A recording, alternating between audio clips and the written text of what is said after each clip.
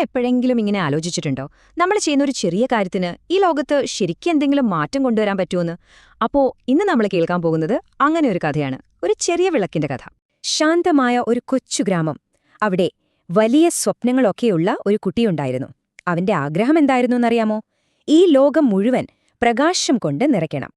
പക്ഷേ ഇത്രയും വലിയൊരു സ്വപ്നം കേട്ടപ്പോ ഗ്രാമത്തിലുള്ളവർക്ക് അതൊരു തമാശയായിട്ടാ തോന്നിയത്. അവരവനെ കളിയാക്കി. ഹേയ്, ലോകം മുഴുവൻ വെളിച്ചം കൊടുക്കുന്നതിന് മുൻപ് നിന്റെ സ്വന്തം വീട്ടിൽ കറണ്ടില്ലാത്ത കാര്യം നോക്ക് എന്നൊക്കെ പറഞ്ഞു. അവരുടെയൊക്കെ കളിയാക്കൽ കേട്ടപ്പോ അവനൊന്ന് പതറിപ്പോയി. അങ്ങനെ ഇരിക്കുമ്പോഴാണ് ഒരു ദിവസം വൈകുന്നേരം ആ ഗ്രാമം മുഴുവൻ ഇരുട്ടിലായത്. കരണ്ട് പോയി, വീടുകളും വഴികളുമെല്ലാം കൂരിരുട്ടിൽ മുങ്ങിപ്പോയി. ആരും പ്രതീക്ഷിക്കാത്തൊരു സംഭവം. ആ ഇരുട്ടിൽ അവൻ എന്ത് ചെയ്തു എന്നോ? ലോകത്തെ മാറ്റിമറിക്കുന്ന വലിയ കാര്യങ്ങളൊന്നും അല്ലാട്ടോ അവൻ ചെയ്തത്. കയ്യിലുണ്ടായിരുന്നൊരു കുഞ്ഞു മണ്ണെണ്ണ വിളക്കില്ലേ, അതെടുത്ത് കത്തിച്ച് സ്വന്തം വീടിന്റെ വാതിൽക്കലങ്ങ് വെച്ചു. അത്രയുള്ളൂ. അപ്പോ ആ ഒരൊറ്റ വിളക്കുകൊണ്ട് ലോകം മുഴുവൻ വെളിച്ചമായോ? ഇല്ല, ഒരിക്കലുമില്ല. ആ തെരുവ് മുഴുവൻ പോലും വെളിച്ചം കിട്ടിയില്ല.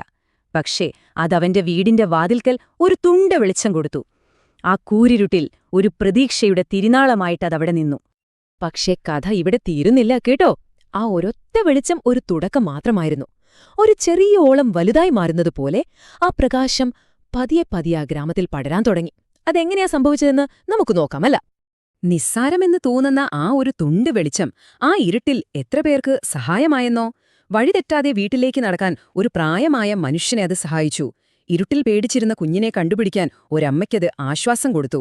ഒരു വിദ്യാർത്ഥിക്ക് തന്റെ വായന മുടങ്ങാതെ തുടരാനും ആ വെളിച്ചം ഒരു കാരണമായി. ആ കുട്ടിയുടെ പ്രവൃത്തി മറ്റുള്ളവർക്ക് ഒരു പ്രചോദനമായി മാറി. ആ ചെറിയ വെളിച്ചം എത്രത്തോളം ഉപകാരപ്പെടുന്നു എന്ന് കണ്ടപ്പോൾ ആ ഗ്രാമത്തിലെ ഓരോ വീട്ടിൽ നിന്നും ഓരോ വിളക്കുകൾ തെളിഞ്ഞു തുടങ്ങി. പതിയെ പതിയെ ആ ഗ്രാമം മുഴുവൻ പ്രകാശത്താൽ നിറഞ്ഞു. ഒറ്റ രാത്രി കൊണ്ട് ആ ഗ്രാമം അങ്ങ് തിളങ്ങി. ഒരുപാട് ചെറിയ വെളിച്ചങ്ങൾ ഒത്തുചേർന്നപ്പോൾ ആ വലിയ ഇരുട്ട് അവിടെ നിന്നും പോയി. അപ്പോ ആ രാത്രിയിലെ സംഭവം ആ കുട്ടിയെ ചില വലിയ കാര്യങ്ങൾ പഠിപ്പിച്ചു. വെറുതെ വെളിച്ചം പരത്തുക എന്നതിനപ്പുറം ജീവിതത്തെക്കുറിച്ചുള്ള ചില വലിയ തിരിച്ചറിവുകൾ അവനുണ്ടായി. എന്തൊക്കെയായിരുന്നു ആ പാഠങ്ങൾ എന്ന് നോക്കാം. അവന് മനസ്സിലായ 3 വലിയ കാര്യങ്ങൾ എന്തൊക്കെയാണെന്നറിയോ? ഒന്നാമത്തെ കാര്യം, വലിയ മാറ്റങ്ങൾ കൊണ്ടുവരാൻ വലിയ തുടക്കങ്ങളൊന്നും വേണ്ട. രണ്ടാമതായി, തുടങ്ങാൻ വേണ്ടി ഏറ്റവും നല്ല സാഹചര്യങ്ങൾക്കായി കാത്തിരിക്കേണ്ട, നമ്മുടെ കയ്യിലുള്ളത് മതി.